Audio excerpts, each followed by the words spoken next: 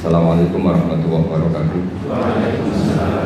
Bismillahirrahmanirrahim. Alhamdulillahirabbil alamin wassalatu wassalamu ala asyrofil mursalin sayyidina Maulana Muhammadin wa ala alihi wasallam. Nama padu Bapak Rektor dan semua teman-teman PWI yang saya hormati. Di sini kita akan mengkaji faslun fil musaraqah ila nusfi fid dima. Bab seharusnya ngambil sikap cepat, musaraqah itu ngambil sikap cepat untuk menyelamatkan mengalirnya darahnya orang Islam. Di sini Imam Izzuddin Abi Salam mengambil ayat wajah rajulun min aqsal Madinah yas'a qala ya Musa innal mala ya'tamiruna bika liyaqtuluka fakhrus inni laka minan nasihin. Terus beliau memberi penjelasan wa kadzalikal musara'atu fi amrin diniyyin yukhafu fautu. Jadi begini ya, kalau dalam fikih Islam misalnya ini ada di beberapa literatur fikih, di semua fikih baik mazhab Syafi'i, Hanafi, Hambali, di semua kitab fikih. Misalnya ada orang mau masuk Islam, terus konsultasi sama ustadz atau sama kiai, Pak saya mau masuk Islam, kamu nggak boleh ngambil sikap monggo ngeteh dulu, itu tidak boleh. Atau apalagi diajak ngobrol dulu, karena 5 menit kita mempersilahkan ngopi dulu itu artinya dianggap kita membiarkan dia dalam keadaan kafir 5 menit dan kita dianggap ikut tanggung jawab. Sehingga di bab, ada ulama yang ngebabkan itu sampai di bab murtad. Termasuk murtad adalah orang yang dimintai mensyahadatkan non muslim kemudian disuruh ngopi dulu atau ngeteh, karena dianggap pembiaran sekian menit masih berstatus kafir. Jadi ibaratnya gini ya, kalau kita mungkin baru bapak-bapak baru pakai celana pendek terus ada orang kecelakaan di jalan, saya tak pakai baju dulu nanti baru kamu saya selamatkan, itu kan naif. Kalau begitu saja naif, apalagi orang yang kafir kemudian pas mau minta disyahadatkan kita bilang monggo mandi-mandi dulu, ngeteh-ngeteh dulu, berarti ada pembiaran sekian menit dia masih berstatus. Artinya begini, kalau dia saat itu kok dimatikan oleh Israel berarti mati dalam status kafir dan kita ikut tanggung jawab karena harusnya bisa Islam andai kan kita mensyahadatkan saat itu juga. Jadi itu bab-bab yang dianggap ekstrim dalam kutubil fikih, bab-bab fikih. Makanya dalam kitab fikih saya berkali-kali ada non muslim mau bersyahadat ke saya, itu saya bilang ke santri-santri saya, saat itu juga harus kamu ajarin meskipun pakai bahasa Indonesia. Yang penting status kafirnya apa? Zina. Baru setelah itu ada hukum sosial ya, mungkin kita nawarin teh atau kopi atau apa. Makanya di sini dibabkan bab seseorang harus tergesa-gesa atau bercepat-cepat atau ngambil sikap bergegas untuk melakukan kebaikan. Terus ayat kedua yang dipakai Izzuddin bin Abi Salam itu begini. Ketika Allah mensifati orang munafik, status orang munafik itu apa? Wa idza qamu ila sholati qamu kusala. Mereka kalau dipanggil untuk sholat, ya berangkat tapi kusala secara malas-malasan. Sehingga untuk menunjukkan kita loyal sama Allah itu ya paling tidak ada sikap di atas rata-rata. Makanya ada sa'i ya, lari-lari kecil, tawaf juga disunatkan ada lari-lari kecil, disebut ar-romal itu lari-lari kecil untuk menunjukkan bahwa kita loyal sama Allah itu tidak sak kobre cara Jawa. Nah itu dibabkan sendiri. Jadi beda antara tergesa-gesa sama ekspresi serius. Jadi musyawarah itu ya kira-kira kan nggak mungkin lah kita dipanggil rektor atau kiai atau orang tua kita terus jalan leha-leha, itu kan nggak mungkin. Apalagi ini yang manggil Allah Subhanahu wa ta'ala. Makanya dibabkan faslun fil musyawarah ila nusfi fid dima. Nah contoh yang diambil di sini begini. Ketika ada debat terbuka antara Fir'aun dan Musa, saya ulang lagi ya, ada debat terbuka antara Musa dan Fir'aun. Kan Nabi Musa datang ke Fir'aun. Lalu kata Fir'aun, ini asal-usul ayat ini saya terangkan sejarahnya. Kata Fir'aun, lalu kalau kamu tidak nuhankan saya, Tuhan kamu siapa? Terus kata Musa, Rabbus samawati wal ardi, yang nuhani langit dan bumi. Fir'aun masih berkelit. Kalau Tuhan di bumi, setahu saya kemana-mana yang dituhankan saya, kata Fir'aun. Ma'alim tulakum min ilahin wairi. Terus Nabi Musa masih ngendikan, ya sudah Tuhan yang nuhani langit. Terus Fir'aun manggil Haman. Haman itu arsitekturnya Fir'aun. Ya Haman ibnili sorhal ali abduhul asbab samawati fa'attaliya ila ilahi Musa. Haman, bangunkan kami piramida yang tinggi. Saya ingin melihat Tuhannya Musa. Musa akhirnya mikir, karena kalaupun Fir'aun bisa naik ke langit tetap tidak bisa melihat Tuhan. Kita tahu Tuhan nggak bisa dilihat. Kita yang mukmin aja udah lihat, apalagi Fir'aun, rivalnya kan. Akhirnya Musa ganti argumentasi, yaitu argumentasinya Musa, Rabbukum wa Rabbu abaikumul awwalin. Ini perlu diingat dan perlu saya sampaikan. Yang nuhani kamu dan yang menuhani leluhur kamu, itu sangat memukul Fir'aun. Karena logikanya kalau Fir'aun itu Tuhan, berarti babanya dulu tanpa Tuhan. Ini ada Tuhan terlambat ya. Jadi kalau Fir'aun Tuhan, berarti mbahnya tanpa Tuhan, karena zaman era mbahnya belum ada Tuhan. Karena perdebatan itu banyak punggawa Fir'aun yang mukmin. Wah, ini Fir'aun nggak bener ini. Kalau dia Tuhan berarti mbahnya tanpa Tuhan. Karena kalau iman itu akan diadili, akan dieksekusi, maka orang ini berstatus rajulun mukminum min ali fir'auna yaktumu imanah. Maka di Quran diterangkan wa qala rajulun mukminum min ali fir'auna yaktumu imanah. Ada seseorang yang iman tapi menyembunyikan iman. Lah orang ini selalu ikut rapat di rapat-rapat penting Fir'aun, termasuk rapat ketika Fir'aun dan para tentaranya memutuskan membunuh Musa. Karena dia ikut rapat dan eksekutornya besok disuruh nangkap Musa, orang ini malam itu juga nemuin Musa terus bilang innal mal ayat tamiru nabikal yaqtuluka Musa. Rapat tadi malam memutuskan kamu besok dibunuh, maka kamu harus bergegas meninggalkan Mesir. Nah, dari kesimpulan itu, dari cerita itu kemudian diambil secara hukum fikih bahwa untuk menyelamatkan darah harus jasa, harus bergegas. Andai kan Musa itu kok sak kobere, sak sempate, maka keburu. Andai kan ini rojul ini tadi, orang tadi penasihat tadi, kok sak kobere ya, maka berarti Musa terlanjur tertang. Jadi itu pentingnya ulama ya. Jadi cerita yang linier, cerita yang seakan-akan cerita di tangan ulama tetap menjadi al-ahkam al-fiqhiyah, menjadi ketentuan-ketentuan apa? Fikih. Jadi yang diambil di sini adalah lelaki tadi yang ikut rapat tadi bergegas menemui Musa, memberitahu kalau kamu besok mau dieksekusi, fakhrus, maka kamu harus secepatnya keluar dari Mesir untuk menyelamatkan diri. Terus oleh Syekh Izzuddin bin Abi Salam dibabkan bab harus tergesa-gesa menyelamatkan darahnya orang apa? Islam.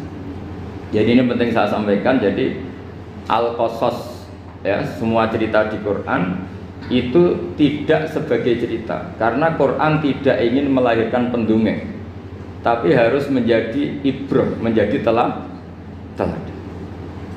Jadi makanya terus di kitab-kitab ulumul Quran diterangkan al-qasas ya, beberapa cerita di Quran adalah semuanya menjadi ketentuan fikih. Saya ulang lagi ya, semua cerita yang ada di Quran itu menjadi ketentuan fikih, meskipun alurnya apa? Cerita. Kayak tadi kan alurnya cerita bahwa lelaki ini bergegas nemui Musa supaya Musa cepat keluar dari Mesir. Terus dibabkan babul musaroah ilam nusifid dima. Saya teruskan ya. Wa kama la ra'ayna ma yaqtulu musliman law tabtu'u alaihi laqata lahu fal musaroah ila takhrisihi min wajibatun. Idlaisal unatu mahmudatan fi kulli syai'in falaha mawatinu tuhmadu fiha wa mawatinu tudammu fiha wa kadzalika al musara'ah wal lain wal dhilta wa ghairuhuma. Nas'alullaha ay yuwaffiqana lil amal fi taati fi mawaqi'iha wa madhaniha. Terus cara berpikir ulama, saya pernah baca dalam satu sejarah ulama besar namanya Sufyan Ats-Tsauri. Sufyan Ats-Tsauri itu menjadi wali itu gara-gara kalau sholat di masjid itu beliau datang sebelum adzan. Saya ulang lagi, beliau datang sebelum adzan. Ditanya, kenapa kalau kamu datang sebelum adzan? Saya ini nggak ingin jadi hamba yang buruk. Hamba yang buruk atau pembantu yang buruk adalah setempe nunggu dipanggil. Misalnya kita tahu majikan kita pasti manggil jam 7. Kemudian jam 7 itu Anda masih ngopi, masih tata-tata, itu kan tidak menghormati majikan. Harusnya kamu setempe di jam yang saat itu pasti majikan Anda memanggil. Kata beliau, saya tidak ingin seperti pembantu yang buruk, datang nunggu apa? Dipanggil. Jadi itu ada beberapa spirit atau inspirasi dari aturan-aturan mahabbah. Sebab itu ketika Allah kritik orang munafik, wa idza qamu ila sholati qamu kusala, ketika dipanggil sholat mereka datang bermalas-malasan. Karena ada cintanya sama Allah maka datang berlambat-lambat. Nah berarti kalau ekspresi cinta mengharuskan kita datang bercepat. Makanya dalam istilah lain di Quran ini termasuk balaghatul Quran. Di juz 25 itu istilah menuju Allah itu fafirru ilallah. Kita tahu firar itu maknanya lari apa jalan biasa? Lari. Jadi untuk mengekspresikan mahabbah kita, kangen kita pada Allah, cara bahasa Arab isak kita, berontok kita sama Allah, tidak diistilahkan jalan tapi fafirru ilallah, harus bergegas berlari. Begitu seterusnya. Maka kalau ada orang Islam terus ini konsekuensi hukum. Ada non muslim minta, Pak Bah, saya tolong ajarkan syahadat. Nggak boleh saya bilang gini, monggo ke dalam dulu. Padahal perjalanan ke rumah saya misalnya setengah jam, nggak boleh. Saat itu meskipun sambil berdiri-diri harus kita tauhidkan. Kamu yakinnya Allah itu satu, Tuhan Allah, harus. Karena kalau ada perjalanan ke rumah 5 menit terus dia kecelakaan, belum syahadat, statusnya mati apa? Kafir. Dan kita ikut terlibat karena sebetulnya bisa mengislamkan saat itu juga. Analoginya kayak tadi loh. Orang kecelakaan di jalan karena kita pakai celana pendek, contoh surian ya, saya tak pakai baju dulu. Habis itu dilides truk. Itu kan kita ikut salah karena kita yang punya kesempatan. Tentu yang disalahkan yang punya kesempatan. Karena merubah status dari potensi kelides truk menjadi sama sekali gak potensi kelides truk dengan kita inggirkan meskipun kita dalam keadaan tidak ideal. Sama. Orang kafir yang mau masuk Islam itu umumnya kiai-kiai kan kadang sebagian disuruh mandi dulu, itu salah sebetulnya. Itu salah sekali. Sangat salah. Apalagi nunggu seremonial di masjid, nunggal toko-toko itu bujutnya salah. Itu gak cuma salah, bujutnya salah. Jadi salah yang akut. Itu salah besar. Ya. Kalau seremonial monggo, tapi kalau mengislamkannya harus saat itu. Apalagi seremonial seminggu lagi nunggu tokoh terkenal, nunggu disyuting dulu, wah itu perilaku show, itu bukan mengislamkan itu. Makanya kita yang sebagai peneliti fikih itu kadang itu enggak srek gitu. Masa mau Islam nunggu di masjid dulu, di syuting dan tokoh-tokoh itu salah. Itu sama dia kamu lihat orang kecelakaan mau menyelamatkan, ini ada wartawan enggak ya? Minta di syuting dulu sedang mati ini. Jadi kita normal saja dalam Islam, sesuatu yang mendesak, yang emergensi ya perlakuannya harus cepat. Sehingga dibabkan faslun fil musaroah ila nusifid fiddima. Jadi ada beberapa contoh di Quran memang aturannya seperti itu. Makanya semua redaksi Quran tentang menuju Allah diredakseno fafirru ilallah. Makanya di tawaf ada ekspresi romal, jalan agak cepat. Di sa'i juga ada momen-momen kita harus romal, berjalan cepat. Di beberapa aturan juga seperti itu. Ya saya ulang lagi, di beberapa aturan Islam juga seperti itu. Nah sekarang efek di hukum haji. Saya banyak baca literatur haji. Haji dalam aturan Islam itu wujuban tarohian, wajib yang tidak langsung mendesak. Kemudian semenjak ada fakta kita harus nunggu, daftar tunggu, itu kita sebagai ahli fikih itu gampang. Misalnya gini, saya umur 20 punya uang, sekarang berapa daftar? 25 juta ya. Saya umur 20 punya uang 25 juta. Saya jomblo misalnya, ya butuh nikah, ya butuh macam-macam. Itu wajib daftar haji apa enggak? Karena kalaupun daftar nunggu 20 tahun. 20 tahun kan asumsi umum masih umur 40, masih hidup lah kira-kira seharusnya. Nah sekarang kalau ada orang umur 50 tahun punya uang 25 juta, menurut Anda wajib daftar saat itu apa enggak? Wong daftar saja bisa game gitu. Dan kalau misalnya umur 50 ditambah 25 kan 75.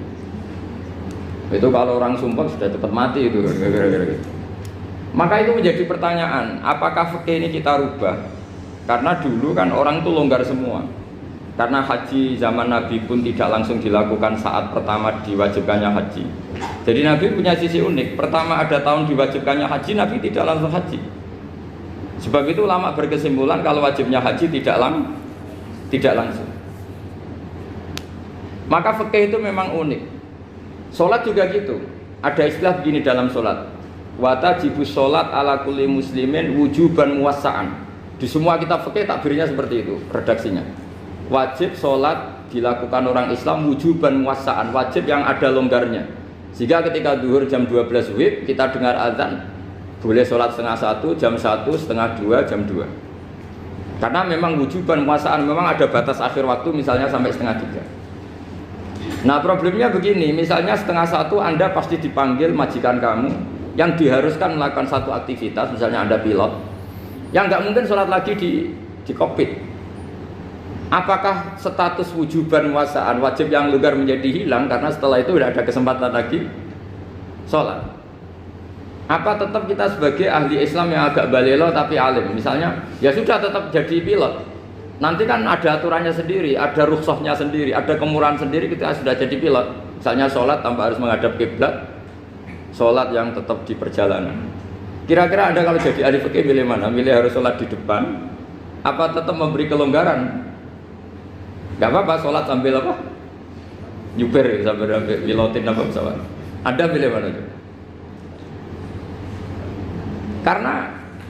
Karena kalau konstitusi ilmu itu memang harus ada, dengan tanda kutip ya, memang harus ada nakalnya. Kalau nggak nakal malah gak sah. Memang unik ilmu itu. Karena ilmu itu kalau dipaksakan lurus terus, itu nanti malah bengkok karena menghilangkan rukhsahnya Allah, kemurahan Allah. Tapi kalau dipaksakan rukhsah terus, murah terus, nanti dianggap menyepelekan hukumnya Allah. Maka kita yang ahli fikih itu pusing. Misalnya saya sering ditanya, Gus ini supir bis, kan musafir terus, berarti saya boleh tidak puasa terus panjang Ramadan? Coba kalau ada jadi ahli fikih mesti bingung. Mau boleh, ya boleh terus kayak orang nggak peduli sama Ramadan. Mau mengatakan wajib puasa, kayak nggak peduli dengan kemurahan Allah yang membolehkan musafir tidak puasa. Coba loh, Anda jangan jadi ekstremis yang misalnya bantah tok, protes tok, ini kan. Jadi memang mengkaji ilmu itu. Ya makanya dengan tanda kutip itu harus ada nakalnya. Tapi nakal yang baik, bukan nakal. Nakal itu kalau bahasa Jawa itu kan tidak harus dosa. Seperti anak kecil, menek-menek itu, tuh bocah kok nakal. Padahal anak kecil menek itu haram enggak? Enggak kan? Malah orang tuanya yang bentak itu yang haram. Yang nakal betul ya ibunya yang bentak cerewet itu, karena ibunya orang yang sudah mukallaf, sudah tua, salah langkah yaitu bentak. Kalau anaknya naik meja itu ya sebetulnya bahasanya tidak nakal, lucu. Oh jebule pinter conggo iso munggah meja, harusnya diapresiasi. Tapi rata-rata itu semua akal mecah gelas. Coba, malah boe malah mecah tabungan. Bapaknya marah tukang nguras tabungan. Sebetulnya senakal-nakalnya anak kecil itu nakal orang tuanya, itu pasti itu. Karena ini sudah kena khitab, sementara anak-anak belum kena khitab. Saya pernah punya tamu, karena di tradisi Kiai itu sering punya tamu. Bapak ibunya tuh kultus sama Kiai, bentak anaknya disuruh salim sama saya. Anak kecil kan nggak mau jalan-jalan terus, marah. Tak marah orang tuanya tak marahin. Yang dosa itu kamu bentak anak-anak. Kalau anak kecil tuh kena diskon rufi al-qalamu an salasin. Di antara aturan Islam apa? Tidak ada keharusan bagi 3 orang. 1 anak kecil sampai balik, 2 orang tidur sampai bangun, 3 orang gila. Artinya anak kamu itu tidak kena khitab untuk sopan sama saya. Kamu yang kena khitab baru sopan sama anak-anak kata. Dan ini ada Jawa itu kadang keliru. Jadi orang tua itu marah-marah memaksakan anaknya sopan. Padahal Allah memberi diskon anak kecil itu belum wajib sopan. Gak apa-apa ada tamu naik-naik itu. Asal masih anak kecil. Makanya Rasulullah ketika beliau sholat sujud itu Hasan Husain itu naik. Cara Jawa Nabi itu digawe tumpakan. Semua riwayat mengatakan Nabi itu diam saja, gak berani ngangkat. Sampai sahabat itu ada yang ngomong, ini Nabi sujud lama sekali ada apa? Jadi kita punya riwayat itu ya baru kayak sahabat yang agak nakal. Semuanya itu sujud, tapi ya bareng di atas rata-rata ada sahabat yang belakang ngomong, ada apa tuh ini sujudnya kok lama? Barokahnya itu ditemukan riwayat, oh ono putune tuh. Karena Hasan itu naik di atas punggungnya apa? Nabi itu andai kan tidak ada yang ngomong, riwayat ini tidak ditemukan. Barokahnya ada yang melongok itu mungkin kalau sekarang mungkin semua masjid melongok karena orang sekarang jarang yang khusyuk. Kalau dulu hanya 1 yang di belakang. Setelah itu Nabi memberi penjelasan, saya tadi sebetulnya harus mengakhiri sujud saya sesuai aturan umum, tapi ada cucu saya tak biarkan sampai dia puas naik punggung saya, sehingga dia turun baru saya naik. Filosofinya apa? Begini, anak kecil satu tidak kena khitab. Dua, jangan sampai sholat itu jadi problem. Kalau Nabi nyentak Hasan, membentak, putu ono bae sholat kok diganggu, maka sholat menjadi trauma. Gara-gara sholat bahasa bentak saya. Lama-lama anak ini trauma dengan sholat karena dianggap problem. Makanya saya termasuk kiai nggak berpendapat anak kecil nggak boleh di masjid. Sering kan anak kecil di masjid, ayo khutbah rame. Saya termasuk setuju tetap boleh. Kalau dibentak di masjid, maka dia trauma dengan masjid. Wong saya ke masjid dibentak. Lagi pula kadang-kadang orang tuh gaya-gayaan tok. Wah, rame orang khutbah. Ngerameni. Padahal kalau nggak dirapeni anak-anak malah udah tidur. Kita kan nggak bisa menjamin kalau perilaku kita lebih baik gitu. Mendingan kan anak-anak main di masjid timbang di karaoke kan. Jadi kan, lah ini masalahnya saya, ini fikih ya. Fikih itu wilayahnya, makanya jadi ahli fikih itu susah-susah gampang. Jenengan jangan hanya berpikir protes dengan ketentuan fikih, mengkaji yang sebanyak-banyaknya. Itu tadi, misalnya Anda seorang supir permanen, supir bis terutama. Kalau truk kan bisa leha-leha, kalau bis kan ada deadline-nya ya waktu. Seperti bis jurusan Surabaya Semarang, saya kan sering naik bis jurusan Surabaya Semarang. Kadang-kadang supirnya melihat saya tanya, Gus saya ini supir, saya ini Ramadan itu gimana ya? Ya saya sudah ngerti setengah nakal, dan senengnya dijawab rasa poso ya saya tahu ya. Tapi masalahnya secara fikih kalau kamu mengharapkan kamu harus puasa terus, kamu melanggar konstitusi ilmu. Memang musafir punya diskon? Boleh? Tidak puasa. Pertanyaannya, bayarnya kapan? Nung Syawal ya nyupir lagi, Dzulqa'dah nyupir lagi, nanti sampai Ramadan ya. Nah terus, ya pas kamu cuti, biasanya cutinya pas sakit, boleh diskon lagi karena sakit. Coba. Nggak, andai kan Anda jadi ahli fikih milih zaman.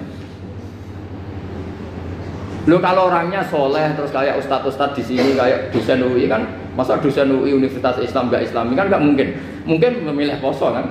Masalahnya ini kan hukum untuk orang kebanyakan, nggak boleh hukum mosok gak kuat. Sahur jam 3:30 ngombe vitamin pokoknya harus kuat. Itu udah hukum, itu saran. Hukum itu beda dengan saran. Hukum itu hanya berpijak musafir itu boleh iftar. Kalau saran memang boleh, ya usahakan kamu makan 3:30 pas fit nyupir. Terus kalau nyupir selesai jam 10 nanti istirahat. Memangnya majikan bisa ngatur jamnya? Itu fikih. Maka menjadi perdebatan yang namanya pergi itu apa? Menurut Imam Syafi'i pergi itu ya dari rumahnya ke tempat yang asing yang tidak wilayahnya namanya pergi. Menurut Imam Ahmad bin Hanbal enggak. Pergi itu tidak kerja. Jadi orang yang supir yang seperti itu namanya tidak pergi tapi kerja. Tanyakan ke publik, misalnya jenengan ke UI, istri kamu atau suami kamu ditanya, istri kamu kemana? Kira-kira jawabnya bilang pergi jalan-jalan apa bilang kerja?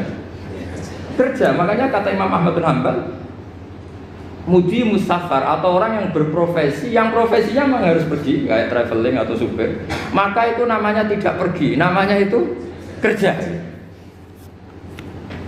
Karena apa? Sekali distatuskan pergi, maka ikut status yang dikatakan Allah dan Rasul, dapat diskon boleh tidak puasa. Maka terus kita debat tentang definisi. Nah definisi ini penting, karena yang menjadikan hukum rubah itu definisi. Misalnya gini, mbak ini ngaji saya, statusnya kalau pakai status saya ajnabi, orang lain babak ajnabiyah, maka hukumnya saya melihat babak ini haram karena statusnya ajnabi melihat ajnabiyah yang tidak mahram. Tapi kalau di fikih itu ada statusnya. Di antara lelaki boleh muwajahah sama perempuan adalah satu untuk belajar, dua untuk muamalah, tiga untuk kesaksian, empat untuk pengobatan. Itu kan ada pengecualian. Sehingga statusnya sekarang Mbak itu belajar, apa ingin melihat Gus Bah atau Gus Bah itu mengajar atau ingin melihat Mbak? Itu statusnya bisa rubah. Makanya kalau sebetulnya kalau kita marung di warung misalnya Padang, kita nggak pilah-pilah, kebetulan pelayannya perempuan itu masih bisa dikhilah secara fikih. Saya muamalah marung, cuma kebetulan penjaganya. Tapi masalahnya Pak ini punya daftar penjaga yang cantik, itu yang masalah. Maka pertanyaannya itu marung ke situ demi marung, apa demi melihat? Tidak jawab saja. Demi marung apa demi melihat? Kalau demi marung supaya kenyang, penjaga yang sangar-sangar juga banyak. Akhirnya kalau demi makan, penjaga yang cowok kan banyak. Kalau demi melihat, berarti yang dihitung kan niatnya. Berarti karena muamalah apa karena melihat? Melihat. Itu status. Jadi makanya kalau mudi musafar itu namanya orang pergi atau orang kerja? Orang kerja. Maka menurut pikirannya Imam Ahmad bin Hambal, seperti itu harus puasa. Karena dia adalah pekerja, bukan musafir. Lalu dalam masalah jumlah 3 hari misalnya, kalau dalam fikih kita, nggak saya kenapa ngomong fikih terus ya, karena banyak yang melupakan fikih. Jenengan pergi haji, zaman Nabi haji itu jamak dan qashar terus. Padahal hajinya Nabi itu, haji itu minimal kan berapa hari minimal itu?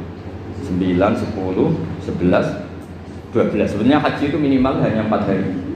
Karena 13 Dzulhijjah bisa nafar apa?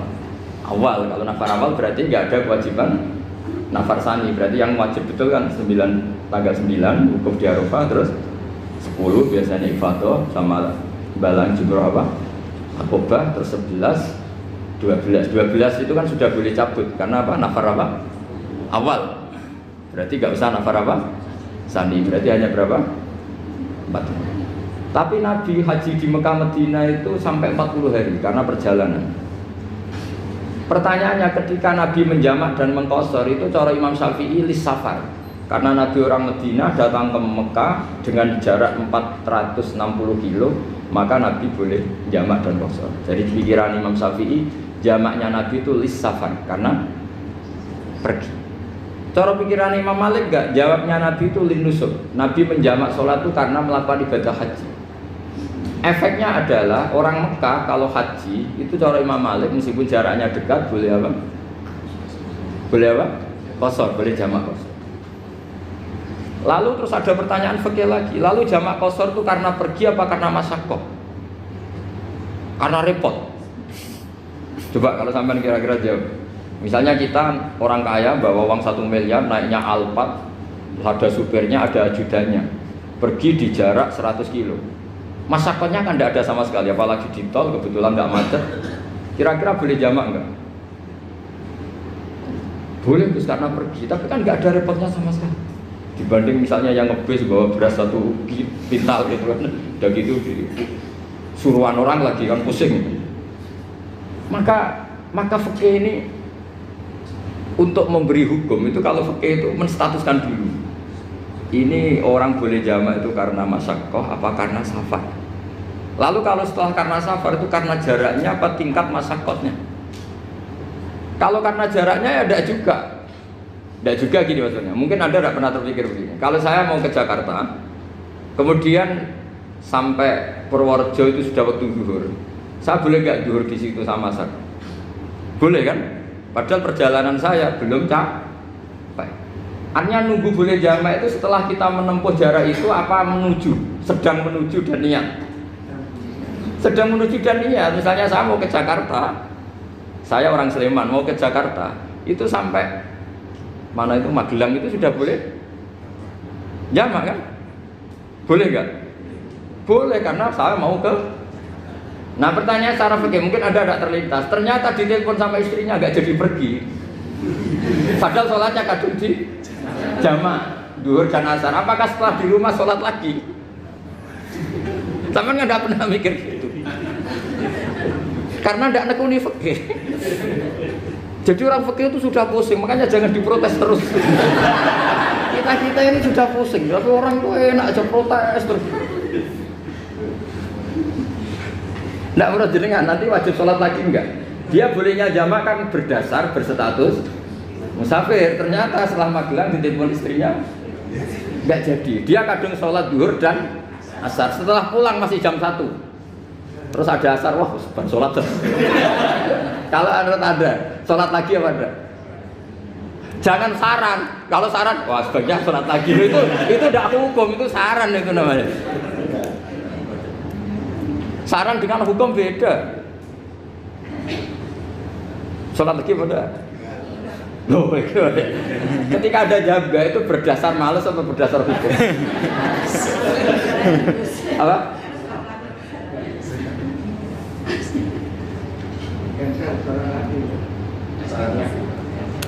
Nah kalau Anda sholat lagi, pertanyaannya gini, Allah tuh tidak punya tradisi mewajibkan 2 kali. Pertanyaan fikihnya mesti gitu. Dan saat Anda di Magelang menjamak itu melakukan sesuatu yang disahkan oleh agama. Berarti pas Anda jamak 2 asar, sesuatu pas melakukan itu kan berstatus sah dan boleh. Meskipun setelah itu ada masalah, istri kamu nelpon terus pulang. Tapi pas itu kan sudah dinyatakan oleh malaikat sah, Anda sudah zuhur dan asar. Kalau melihat itu tidak wajib mengulang. Tapi bisa saja malaikat ada yang usil. Itu sah karena Anda berstatus musafir. Berhubung status Anda hilang, maka poin Anda sudah sholat juga hilang. Kamu milih fikih yang mana?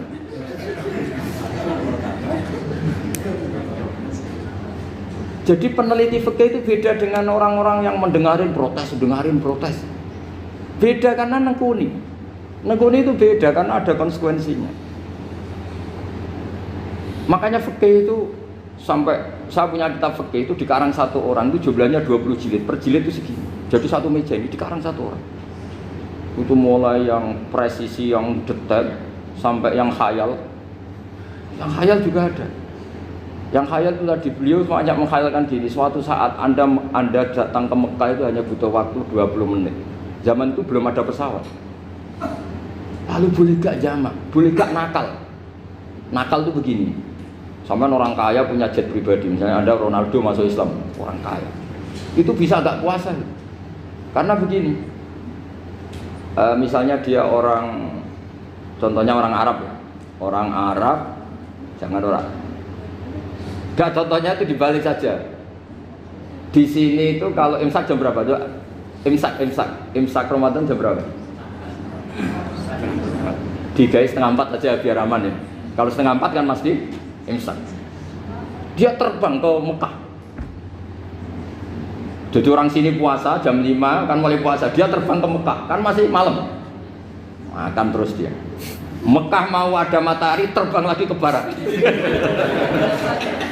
Karena dia menghindari berstatus puasa. Atau sebaliknya, dia orang Mekah jam 12 puasa, 12 siang puasa. Dia, wah kalau 6 jam lagi buka, bisa barabe saya. Terbang ke Indonesia. Ke Indonesia terbang baru 1 jam, di sini sudah buka. Itu khayal. Jadi itu ada khayalnya. Itu lama dulu sebelum ada pesawat sudah mengkhayal gitu. Bolehkah orang yang di Masyriq ke Maghrib demi itu? Kalau Anda jadi Raja Salman jam 1 kok sudah nggak kuat apa? Puasa, itu diberi saran terbang ke Indonesia. Itu kalau pakai jet kan nggak sampai 9 jam, 1 jam ke Jakarta. Sudah ada wow akbar. Bukan. Boleh enggak? Lo mau kamu enggak bilang, oh enggak boleh. Loh di Jakarta sudah huruf samsi. Masa sudah matahari terbenam orangnya enggak boleh? Bukan. Leja. Apa?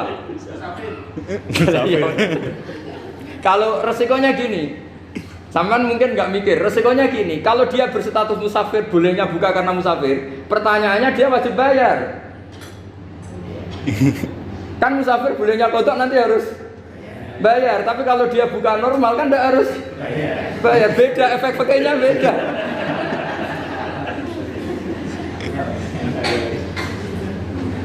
Sampean jangan protes, Gus Baik gimana, mau ngaji mana tidak senang. Ini kan ngajinya para dosen, para pegawai, jadi harusnya itu jadi mufti, ngaji untuk jadi mufti, bukan ngaji untuk mendengarkan. Jadi makanya saya mohon jangan sering protes sama ulama sudah pusing. Karena efek-efek hukum itu tidak gampang. Kayak tadi misalnya, kalau dia boleh buka atas nama musafir, resikonya wajib bayar. Masalahnya Raja Salman ini mau enggak gitu. Dia inginnya. Maka pertanyaannya itu kitab yang milik saya tadi yang 20 jilid tadi. Ulama itu mulai dulu sudah membayangkan bagaimana kalau suatu saat ada satu kendaraan. Kenapa ulama bisa membayangkan itu? Karena ada buruk. Meskipun mereka nggak numpak buruk hanya Rasulullah, tapi kan bisa bayangkan ada toyul waktu itu bisa dilipat. Karena ulama dulu ahli astronomi, jadi bumi itu bulatnya gini, muternya gini. Berarti suatu saat ada satu ilmu di mana orang ngambil satu posisi terus melewati toyul waktu, ngalami lintasan waktu. Mulai dulu itu sudah dibicarakan. Pertanyaannya lalu status orang ini kayak apa? Misalnya tadi orang Mekah ingin cepat buka terbang ke Indonesia. Orang Indonesia menghindari imsak, misalnya 3:30, dia belum sahur. Wah, kalau saya di Indonesia ini sifatnya sahur. Wah, saya tak terbang ke Mekah. Wah, enak kan terbang di Mekah ternyata masih jam 8. Wah, bisa makan sepuasnya jam 8 malam, maksudnya jam 20. Kan enak dia. Bar wareg balik ning Indonesia wis jam 1 siang. Jam 1 siang kalau ingin cepat buka terbang ke timur. Langsung buka. Berarti dia kira-kira puasa aja 3 jam.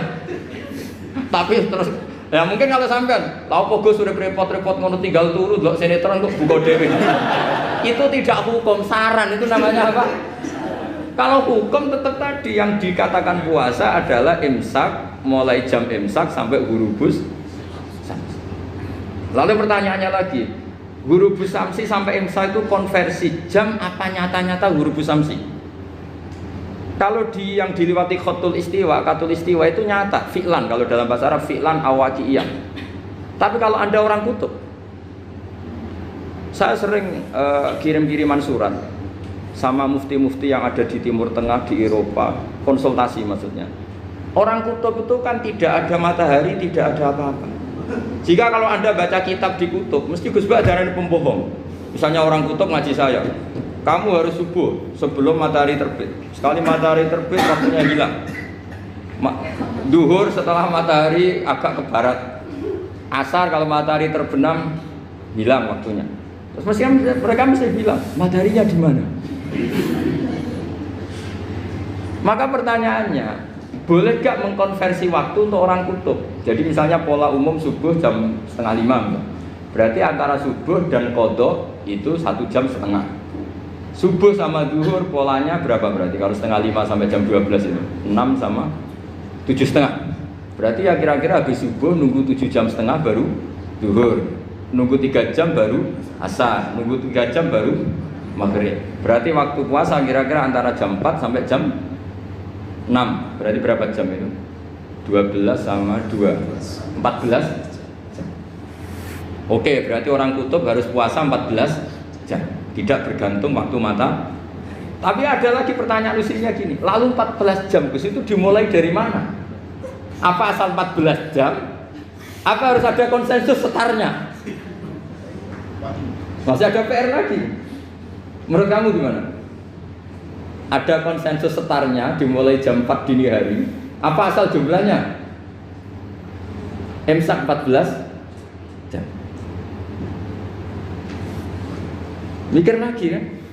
Itu di Denmark itu ada satu musim di mana siang terus sampai sekian bulan. Siang terus sampai orang sana itu capek. Kenapa ada siang terus? Logikanya kan tadi bumi itu bulat-bulat. Saya juga belajar falak, belajar astronomi. Kalau tepaan kamu di sisi yang barat agak utara atau agak selatan, matahari ini nyentrong terus. Sehingga bumi molak-malik ya kamu kesentron terus karena kita ini kan tepaan di katulis istiwa, di khotul istiwa. Sebenarnya khotul istiwa itu bahasa Arab dari kata khotul istiwa. Khotun itu garis, istiwa itu tengah. Lah, Islam itu oleh Allah memang dipilih di tempat paling top yaitu Mekah. Mekah Ka'bah itu surratul ardi. Jadi sebelum ditemukan ilmu astronomi itu Nabi sudah ngendikan Al-Ka'bah surratul ardi. Ka'bah itu pusarnya bumi. Sehingga di Ka'bah itu satu-satunya area yang terbebas dari medan magnetis. Karena dari utara dan selatan benar-benar di tengah. Maka potensi jam paling akurat di dunia itu ya hanya jam yang di Mekah itu. Karena apapun akuratnya teknologi di Amerika atau Jerman, karena jam itu dari logam tetap ketarik medan magnetis, entah berapa 00, tetap kena. Misalnya jam di Jerman lebih dekat mana kalau Jerman? Mesti ketarik medan magnetis, entah berapa kadarnya. Karena materi jam dari logam. Sementara di Mekah karena di tengah itu terbebas dari medan magnetis. Nah, sehingga yang segaris dengan Mekah kayak Indonesia itu semuanya khotul istiwa. Nah kalau khotul istiwa normal itu artinya ya 12 siang secara umum ya 12. Sehingga ulama Indonesia kalau ngaji itu lebih gampang, lebih tidak dianggap bohong. Karena ya ada terbitnya matahari, ada zawalus syamsi, ada hurubus syamsi. Coba kalau kitab itu Anda baca di kutub utara sama kutub selatan, murid kamu bingung semua. Ini gimana Ustadz, tidak ada matahari kok semuanya diukur pakai matahari. Lalu pertanyaannya dikonversi kan? Pertanyaannya kalau dikonversi pakai apa gitu? Asal 14 jam, apa harus sepakat dimulai jam berapa? Milih mana? Milih sepakat. Pertanyaannya kalau sepakat, ukurannya siapa yang jadi ahlul halli wal aqdi?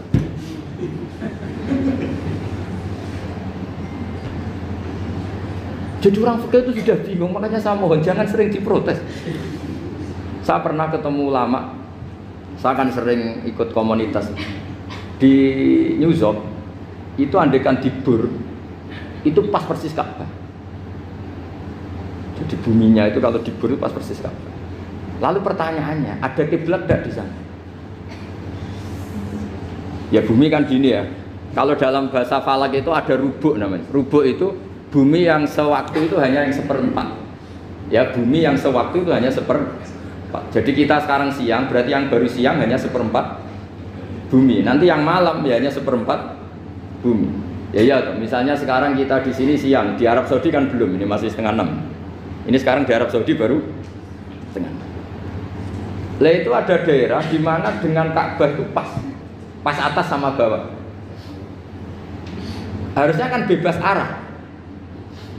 Apa? Bebas arah. Lalu orang sana sholatnya itu menghadap kemana? Pernah ulama New York itu minta fatwa ke Rabitatul Alam Al-Islami. Lalu kita harus menghadap kemana? Makanya dalam dunia anekdot ulama itu ada anekdot Abu Nawas itu orang yang nggak pernah kalah debat. Dia tuh terkenal nggak pernah kalah debat. Tapi dia ada ilmuwan. Dia punya tetangga ilmuwan, punya pengaruh besar. Semua orang ngaji ke ilmuwan itu. Mantelnya bukan main, karena dia ahli falak, ahli astronomi.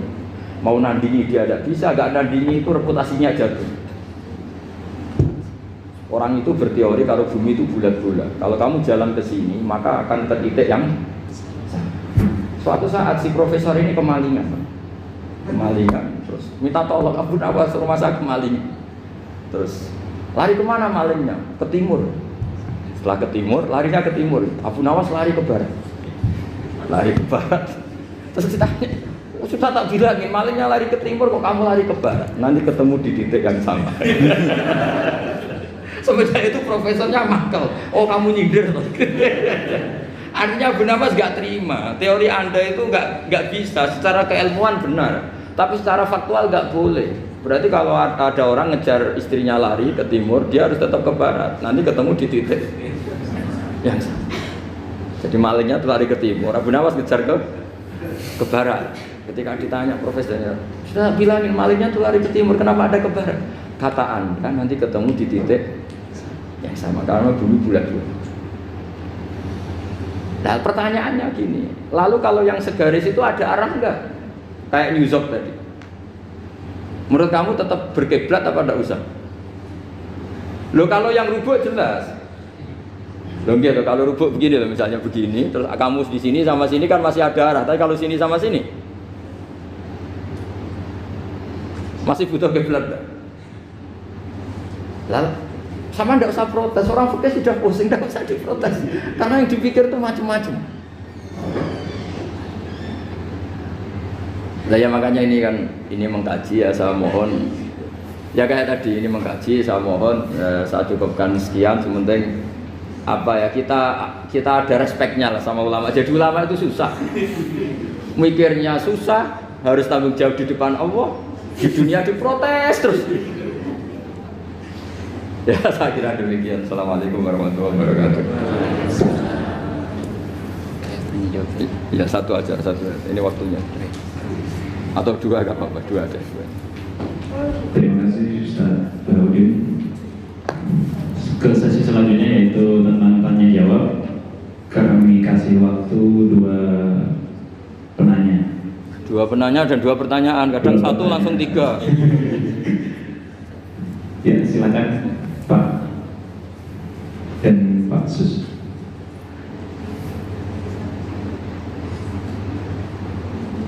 Pak siapa?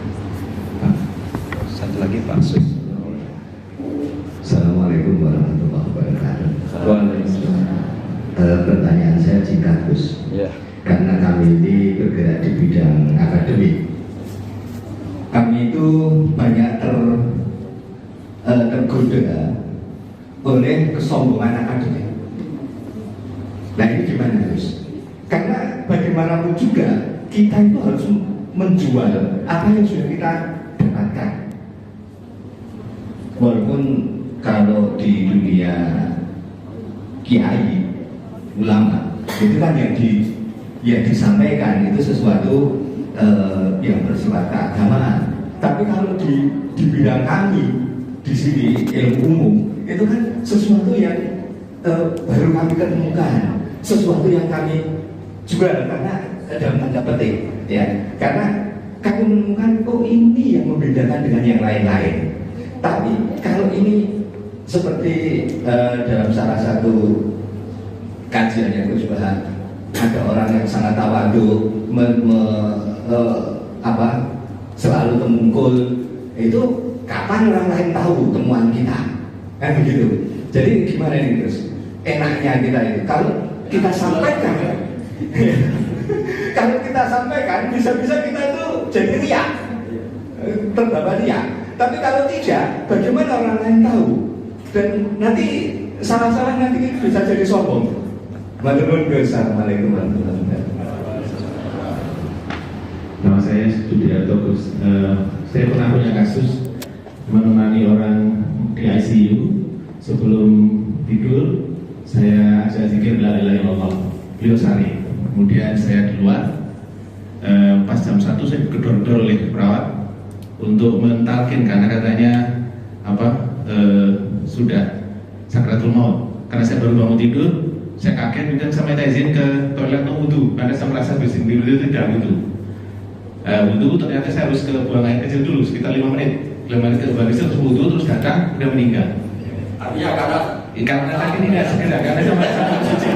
Itu gimana? Terima kasih. ini kacau semua.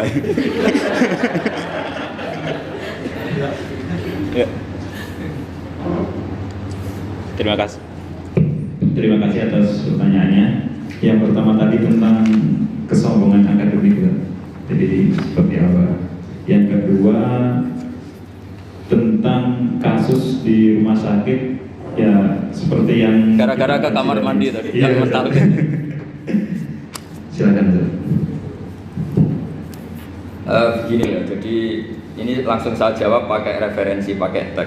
Ini mungkin yang bawa kitab ikutnya halaman 293 ya. Itu yang mungkin nanti bisa dikopi sama yang nggak punya tag. Yang nggak punya tag mengkopi sama yang punya. Di sini diantaranya itu ada bab faslun fi dzikri rajul manaqiba nafsi. Bab seseorang boleh menyebut kelebihannya sendiri. Asal niatnya tidak riya. Di sini dicontohkan, tadi Bapak siapa nanya? Samsul. Pak Samsul ya. Di sini diceritakan ketika mau masa paceklik, saya ulang lagi masa paceklik, itu Nabi Yusuf karena merasa amanah dan merasa punya kemampuan mengelola ketahanan pangan, beliau bilang ke rajanya, qala ja'alni ala khazainil ardi inni hafizun alim. Raja, jadikan kami pengatur ketahanan pangan karena ini hafizun alim, saya ahlinya dan saya terpercaya.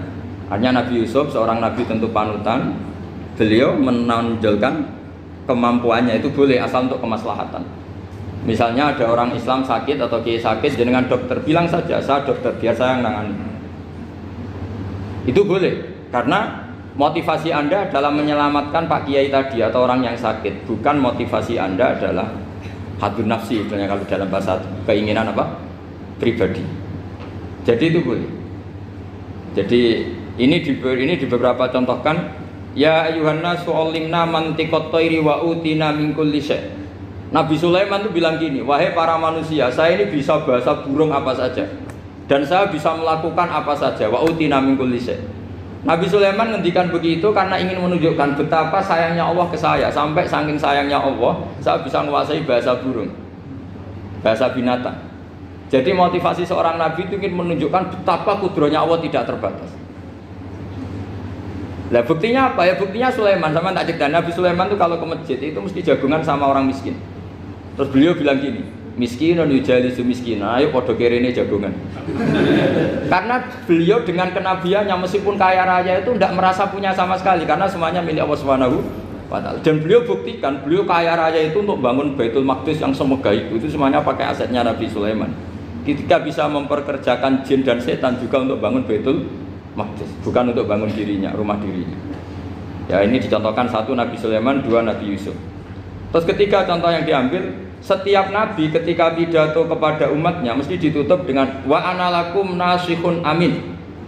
Saya ini adalah penasehat yang terpercaya. Jadi ajaran saya bukan ingin menyengsarakan kamu, tapi wa analakum nasihun amin. Saya adalah penasehat yang baik. Artinya akan menonjolkan dirinya. Jadi boleh asal itu untuk kemaslahat.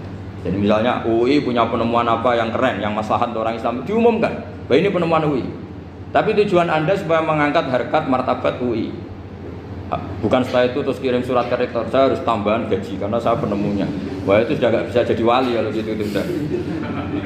Tapi nanti rektornya yang ya nggak tahu diri gitu. Masa penemu sama nggak penemu disamakan gitu. Misalnya seperti itu. Jadi di sini ada sekian contoh, mungkin bisa diakses di halaman 293 di bab faslun fi dzikri rajuli manaqiba nafsi. Terus kalau contoh hadis, Nabi sering ngendikan begini, ana sayyidu waladi Adam wa ana awwalu syafi'in, dan saya adalah nabi pertama yang punya hak syafaat. Tapi Nabi ngendikan seperti itu supaya orang punya harapan ketika di mahsyar. Sudah kalau di mahsyar nyari saya karena saya diberi hak syafaat. Jadi asal niatnya untuk maslahat gak apa-apa. Makanya saya sering di mana-mana sering cerita, saya ini menekuni fikih supaya orang kalau belajar fikih jelas ke saya Pak. Kalau saya tidak ngomong, orang keliru guru. Tapi ya harus ada buktinya. Nanti ngomong ahli dok, ada ahlinya ya kacau nanti. Ya jadi boleh ya.